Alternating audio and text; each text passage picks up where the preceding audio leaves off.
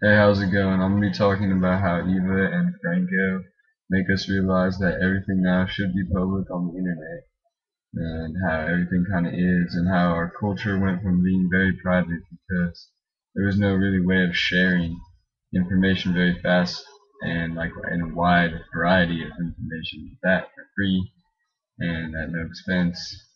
But because of the internet, it is possible, and Eva and Franco really learned how to manipulate that.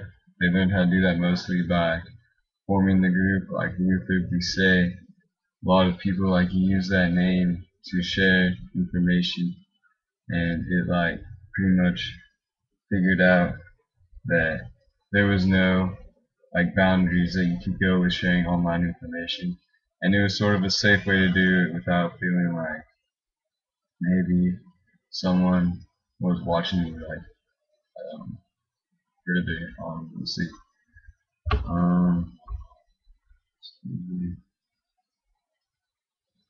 They created the name Darko Maverick because they wanted a name for just every artist to use to publish their work, and they wanted to manipulate the fact that you could be anyone on the internet. You didn't have to be yourself, and so they wanted to really show that they could do that by creating a fake person, by creating a background and creating a picture and everything to make it seem like he's a real person, even staging his death like they learned on Rotten.com.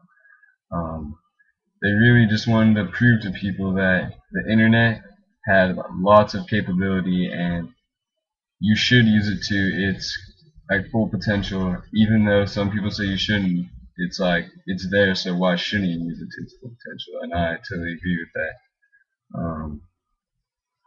Why people got mad at them, I don't know, because they say that creating a false person or image for yourself is like wrong thing to do, and you should be yourself on the internet because it creates privacy issues and security reasons. But I think that Eva and Franco were right by proving that there shouldn't really be that many issues with that. Also, they proved to steal the things that they stole, prove that there should be no privacy with things, because even things in museums and on display were taken that were trying to be private, but they would just take little pieces of them, or maybe even small works at times, just to prove that even the public could get a hold of them, kind of like the internet was. Like, even though things were private, you could always kind of get a little piece of it on the internet, no matter what. Kind of like how they would just take a little piece of the art from museums in Europe and the USA. Um, I think it really says a lot about art, actually, because nowadays modern art doesn't always have to be shared through a piece of paper or drawing. It can be shared through a file or a JPEG or whatever you want to call it. And it also shows that you don't always have to listen to authority when it comes to art. And sometimes when people say you shouldn't do something, maybe you really should. They really wanted to put up the fake posters and everything also for the same reason, because they wanted to prove that people were gullible, and with the internet that you could actually manipulate people's minds and make them believe things that weren't necessarily true.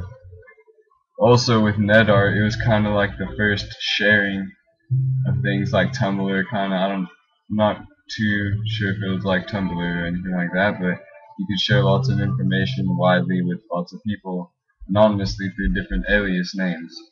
And it actually um, created, like, when they created their Second Lives, they um, didn't really go with what they were saying, though. They actually made their avatars look exactly like they themselves in real life, which was kind of weird because they didn't really practice what they were preaching. But it was kind of cool at the same time because it's cool to see what they look like. And I think that their whole idea with the Nike project was really cool because it does show that nowadays corporations really do take advantage of small towns in like different countries because it's very easy to do that. And they wanted to show that maybe in the future that was going to be what their whole society was about. Like the huge giant swoosh in the middle of the town was resembling what their whole society would revolve around.